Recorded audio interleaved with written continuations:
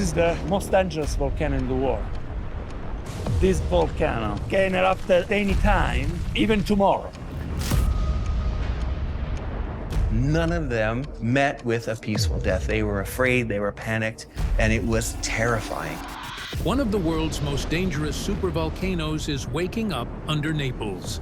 Campi Flegrei is now showing rapid ground uplift, swarms of earthquakes, and toxic gas emissions. Column collapsed, and the gases and the solids and everything moved down like an avalanche.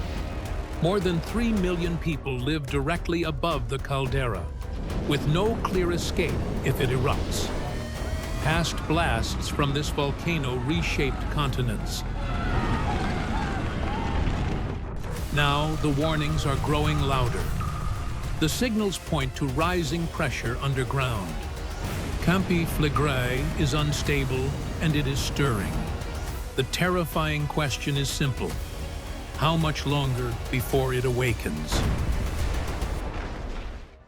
A sleeping giant beneath Naples. Beneath the busy streets of Naples lies one of the most dangerous volcanoes on Earth.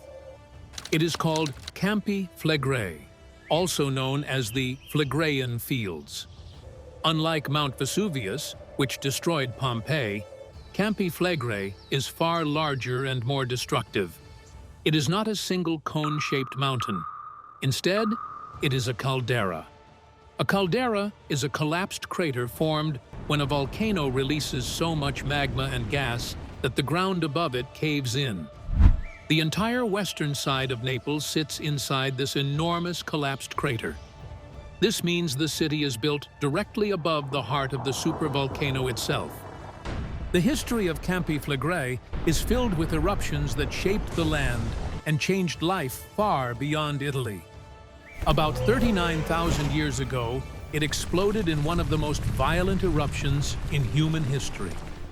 This eruption is known as the Campanian ignimbrite eruption. Scientists estimate that it released more than 150 cubic kilometers of volcanic material into the air. To picture this, imagine ash and molten rock spreading so far that it covered most of Europe and reached into Asia and North Africa. The eruption filled the skies with volcanic gases that blocked sunlight, lowering global temperatures for years. This sudden cooling is sometimes called a volcanic winter. Many experts believe this disaster damaged ecosystems, wiped out animals, and may even have played a role in the decline of Neanderthals in Europe. Another eruption about 15,000 years ago left behind a yellow stone called Neapolitan yellow tuff. This material is still visible today in the stone walls and buildings of Naples. These events show that Campi Flegrei is not a dead relic of the past.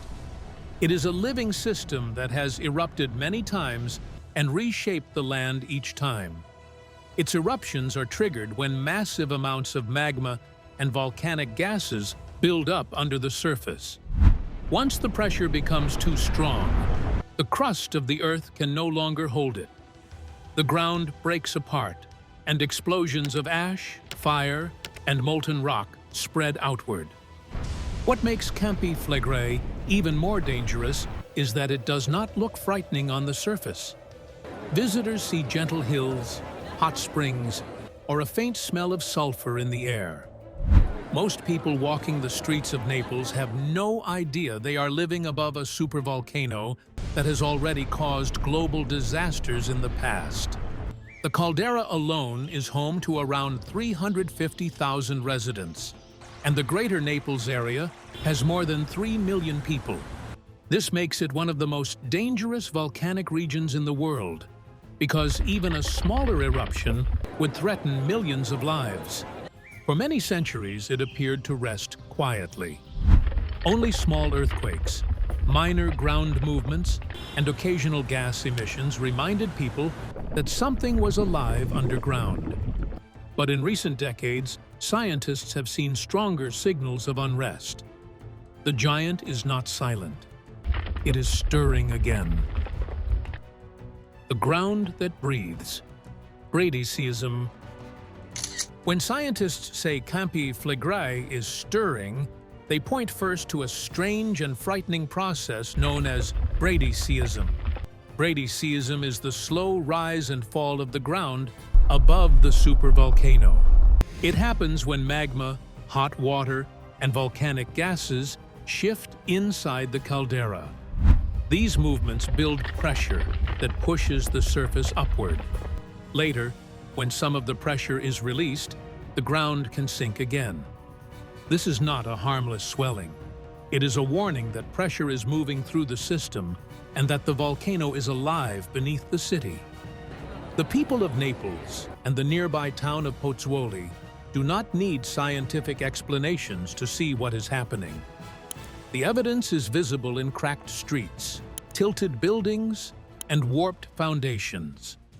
Entire neighborhoods have shifted upward by measurable amounts.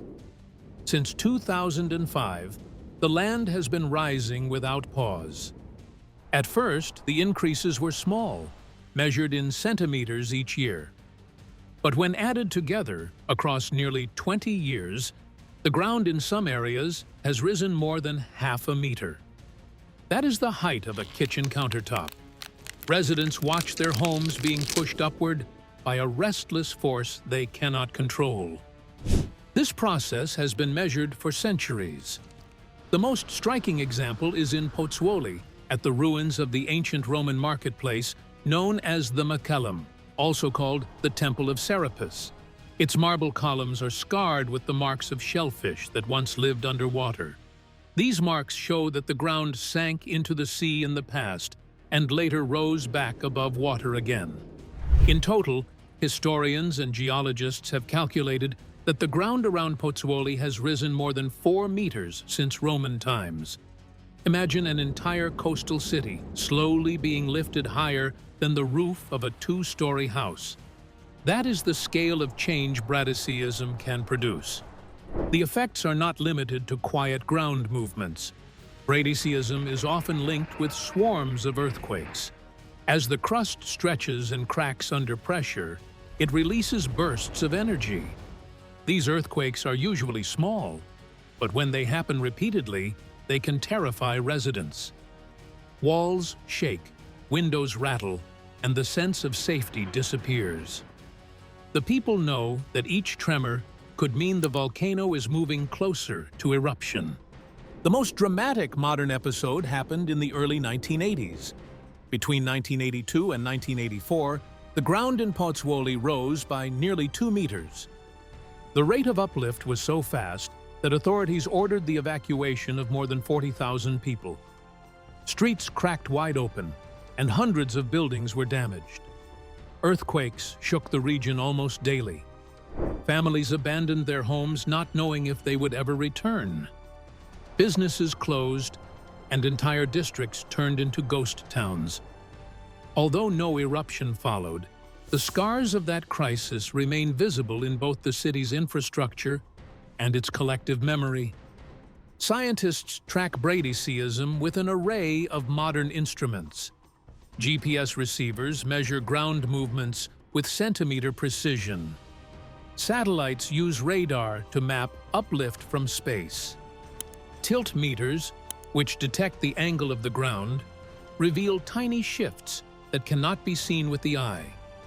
The data they collect sends a simple and frightening message.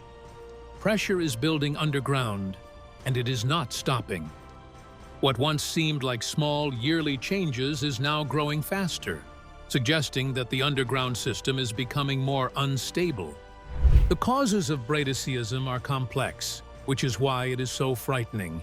It can be triggered by magma moving upward, but it can also result from superheated water and gases forcing their way into cracks in the crust. Both situations can end with explosions at the surface. Scientists cannot yet predict with certainty which outcome will follow. Sometimes bradyseism slows down and the ground sinks again, as if the volcano has gone back to rest. Other times the pressure keeps building until it triggers an eruption. This uncertainty leaves millions of residents in fear because they know that every centimeter of uplift could be the tightening of a spring that may eventually snap. The current cycle is especially disturbing because it has lasted so long. Nearly 20 years of continuous uplift suggest that the underground system is not simply releasing steam or shifting slightly, but building towards something larger. Many scientists now warn this is not a passing phase. It could be the start of a chain of events that pushes the volcano closer to eruption. And true to that warning, the Campi Flegrei began to tremble in 2023. The earthquakes grow stronger. At first, the quakes were small, just enough to rattle dishes and jolt people awake in the night. Some brushed them off, telling themselves this was Naples, a land familiar with tremors. But denial crumbled on September 27, 2023, when a magnitude 4.2 quake struck. This was the strongest in nearly 40 years. Walls groaned, windows shattered, and terrified families poured into the streets in the middle of the night. The fear was not just in the shaking, but in the memory it revived.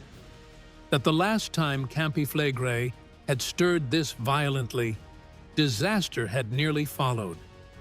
Barely had the nerves of the city calmed when, less than a week later, on October 2nd, 2023, the ground struck again. A magnitude 4.0 quake rattled buildings, setting off alarms and toppling shelves inside homes and shops. Parents clutched their children tightly, and elderly residents whispered prayers, remembering the evacuations of the 1980s. This time, the quakes were back-to-back, and scientists warned that swarms like these were often the volcano's way of shifting pressure, cracking rock, and preparing pathways for something worse to come. Then came May 2024. The city shook once more, harder than before. A 4.4 magnitude quake struck, and this time the damage was visible. Cracks split across walls. Ceilings shed dust and plaster, as if homes themselves were exhaling in fear. Residents fled to open squares, where thousands stood in the dark, staring at the caldera that surrounded them like a vast, silent predator. The ground beneath their feet had betrayed them, showing just how fragile their safety truly was. The psychological toll was immense. Nights became a torment, and families went to bed wondering if they would be jolted awake by another quake. Some refused to sleep indoors, choosing instead to camp in cars or pitch tents in open areas, preferring the chill of the night air to the thought of being trapped beneath rubble. Every vibration and every rumble of passing trucks sent hearts racing. The city was gripped not just by earthquakes, but by anticipation of doom. Scientists explain that the earthquakes are caused by stress building up in the crust beneath Naples. As pressure increases inside the volcano, the rigid rock above it begins to strain. Rock cannot stretch like rubber, so instead, it breaks. When these breaks occur, the energy that was trapped in the rock is suddenly released. That release is what people feel as an earthquake. Each earthquake is part of a chain reaction created by the movement of magma and volcanic gases. As this material shifts deeper underground, it forces its way into cracks and weak points in the crust. Each new crack makes more room for pressure to spread. This process creates swarms of small and medium earthquakes instead of just one large shock. For scientists, these swarms are an important warning. They show that the volcano is trying to relieve stress by breaking apart the rock above it. The danger is that if the fractures continue to grow, they can eventually form open pathways. Once pathways are created, magma can move upward more easily, which can lead to an eruption. These quakes were alarming enough, but when the government began mobilizing emergency measures, fear turned into dread. Government alarm bells. In October 2023, the Italian Parliament passed Decree Law Number 140, an emergency measure focused entirely on Campi Flegrei. Unlike broader civil protection laws that cover multiple hazards, this law was written for one purpose only: to address the growing threat from this single supervolcano. Officials made clear that Campi Flegrei was no longer just a scientific concern. It had become a national threat. The law authorized extraordinary action. Monitoring networks were reinforced, new instruments were installed, and scientists were instructed to track every tremor and every sign of uplift with relentless precision. Civil protection authorities were granted more power to act quickly in the event of sudden escalation. On paper, the language was calm and technical, but the meaning was clear. This was no longer routine monitoring. The government was preparing for disaster. By 2024, emergency planning expanded. The Civil Protection Service began updating evacuation strategies for the Campania region, home to millions of people. Maps of potential evacuation zones were drawn and studied. Local authorities practiced how to move large populations through Naples' narrow streets and towards safer areas. Schools, hospitals, and key infrastructure were reviewed to test their ability to withstand earthquakes and mass movement of people. The picture that emerged was grim. Much of the region was not ready. Naples was beautiful, but its ancient buildings and fragile streets made it deeply vulnerable.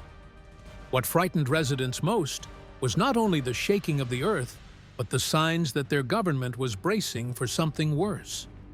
Siren systems were tested. Families were given instructions on where to gather in an emergency.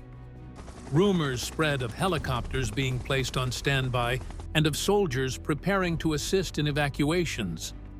Officials did not confirm these details, but the mere possibility fed growing dread.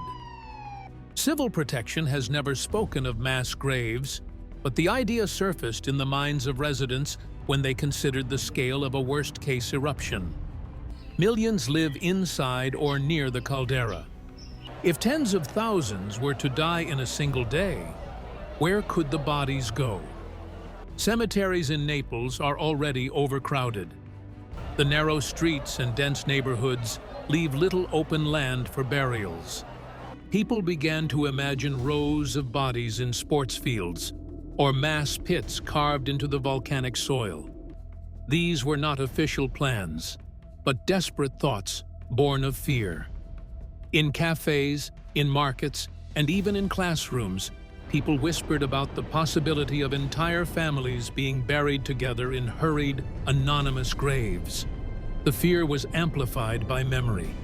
Everyone in Campania knows the story of Pompeii, where an eruption left thousands frozen in ash. That history makes it easy to imagine the same fate repeating in their own time, only on a much greater scale. For many, these preparations and rumors were more terrifying than the earthquakes themselves. An earthquake rattles a building and passes, but seeing emergency drills, reading evacuation maps, and hearing lawmakers call their home a national threat turned fear into certainty. It was no longer a question of if the volcano was dangerous. It was a question of when it would strike. By March 2025, the fear reached a breaking point. Another 4.4 magnitude quake struck, jolting residents awake in the dead of night. Walls cracked again. Children screamed in the arms of their parents. The air carried not just the sound of alarms, but the sound of panic. Within days, the government declared an extraordinary state of mobilization, the highest level of alert short of declaring evacuation itself. Civil protection units were placed on constant standby. Naples had become a city waiting for a signal and the order to leave everything behind. In the shadow of these measures, daily life turned surreal. People shopped for bread while overhead sirens were tested. School lessons were interrupted by evacuation rehearsals. The line between normalcy and crisis blurred until they were the same. But if governments are preparing for the worst, what exactly are scientists seeing beneath the surface that makes this so urgent? Scientists watch the pressure build. The strongest warnings did not come from the shaking felt on the surface.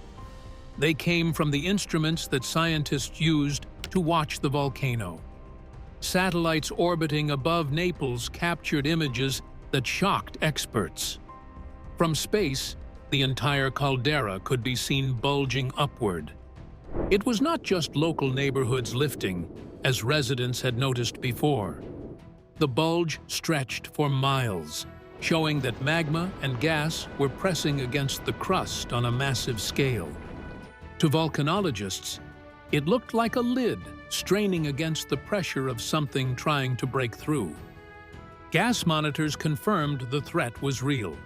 At fumaroles across the volcanic field, sensors detected higher and higher levels of carbon dioxide and sulfur. These increases are not harmless.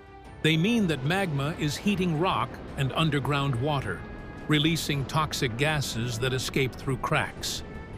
The occasional smell of sulfur drifting into towns was more than an unpleasant odor. It was a chemical alarm, a signal that the system beneath Campi Flegrei was heating up.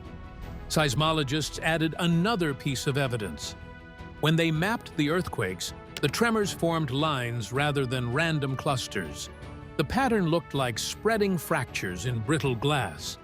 Each quake marked another break in the crust. Each break weakened the barrier holding magma down.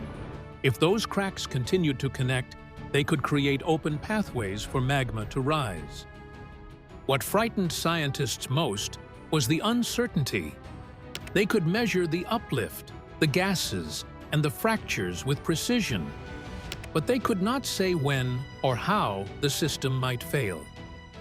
In the past, uplift phases sometimes ended quietly, but this time, the deformation had lasted for nearly 2 decades, longer and steadier than before. Experts admitted publicly that the volcano was becoming more unstable with every year. The conclusion was unavoidable. Campi Flegrei was not just restless. It was showing all the signs of a system under growing strain. If the bulge continued, if gases kept climbing, and if the fractures linked into channels, then magma would have a clear path upward. That would not mean a small eruption. It would mean an explosive event powerful enough to devastate Naples and spread destruction far beyond Italy. The danger is not theoretical. History already proved what this volcano could do. Echoes of ancient catastrophes.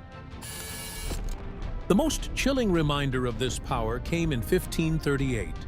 For one terrible week, Campi Flegrei showed exactly what it was capable of, and the memory has never faded. At first, villagers noticed rumblings under their feet and cracks forming in the soil. Then the land began to rise rapidly. In the space of only a few days, fields that had been flat turned into swelling hills. Farmers watched their crops twist and split as the earth lifted from beneath them. On September 29th of that year, the ground tore open. Fountains of ash shot skyward. Red-hot rock blasted into the air. The sea near the coast boiled as magma met water. Whole stretches of shoreline vanished under clouds of steam. The eruption was so fast and so violent that no one had time to understand what was happening. When it ended only a week later, a new mountain stood where farmland had been. It was named Monte Nuovo, meaning New Mountain. A mountain had been born in front of their eyes, created not over millions of years, but in the span of days. The shock for those who survived was overwhelming. Their homes and livelihoods were gone, replaced by a blackened landscape of ash, fire, and stone. To them, It must have felt as though the world itself had been torn apart. The 1538 eruption was small compared to what this supervolcano has done in the deeper past. But it was enough to devastate entire villages. Whole communities were forced to abandon their homes forever. The eruption destroyed forests, buried fields, and changed the coastline of the Bay of Naples. Archaeologists today can still trace the layers of ash that fell during that week, a physical record of destruction left in the soil. What makes Monte Nuovo so terrifying is not only the violence of its birth, but the speed. If something like that happened again in modern times, the impact would be far worse. Naples and Pozzuoli are no longer small towns. They are part of a dense metropolitan area with narrow streets, fragile infrastructure, and limited escape routes. Scientists warn that Monte Nuovo is proof that Campi Flegrei does not need centuries of buildup to erupt. It can shift from restless to violent in a matter of days. That knowledge terrifies residents and experts alike. An eruption of similar size today could bury neighborhoods, destroy roads, and make large parts of the region uninhabitable for years. Even if it was smaller than a supervolcanic blast, it would still cripple daily life.